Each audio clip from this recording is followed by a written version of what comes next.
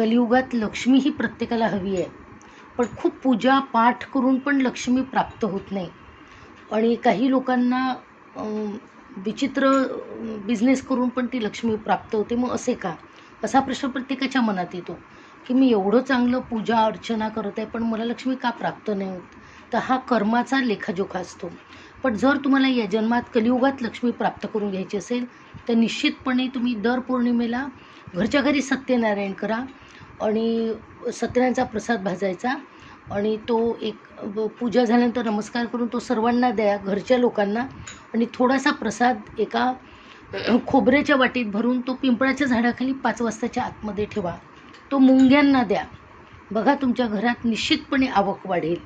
कधी पण जे क्रिएचर आहेत, जे सूक्ष्म जीवाणू आहे, त्यांना देखील अन्न देण्याचं काम आपलं असतं. आणि पंचमहाभूताचं अस्तित्व म्हणजेच आपलं जगणं आहे. तर हा उपाय करा, निश्चितपणे तुम्हाला धनप्राप्ती होईल.